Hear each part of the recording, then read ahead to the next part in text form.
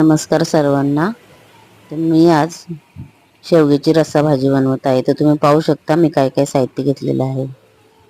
तर त्यासाठी मी आता काही मसाले पण घेतलेले आहेत. त्यासाठी मी ओलं नारळ आणि लसूण मिक्सरला जरा अर्धवट चरबट वाटून घेणार आहे.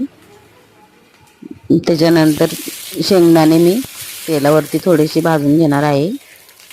त्याच्यानंतर हिरवी मिरची, कांदा हे पण मी तेलावरती व्यवस्थित भाजून घेणार आहे. हे व्यवस्थित परतून झाल्यानंतर मी मिक्सरला त्याचा मसाला बनवून घेणार आहे. तर त्यानंतर मी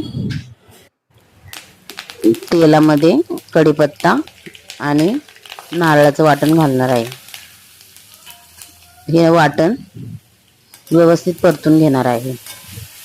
हे जर व्यवस्थित परतलं नाही तर आपल्या भाजीला चांगली टेस्ट येत नाही. हे जर चांगलं व्यवस्थित परतलं तर भाजी टेस्टी बनते.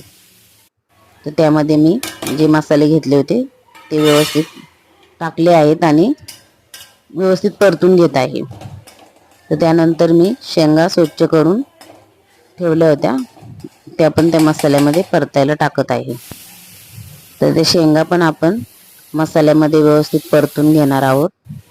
त्या परतून झाल्यानंतर जे आपलं मिक्सरमध्ये वाटण करून घेतलेलं आहे ते मी या मसाल्यामध्ये टाकत आहे.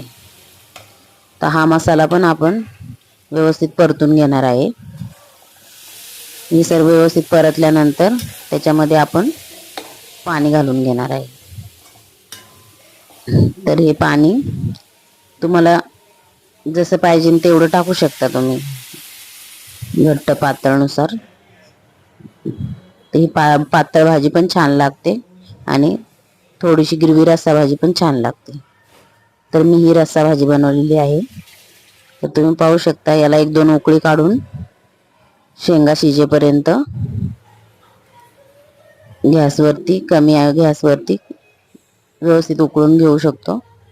आणि आजची रेसिपी तुम्हाला कशी वाटली ते मला कमेंटमध्ये नक्की सांगा. आणि ही भाजी खूप छान लागते, करून बघा एकदा.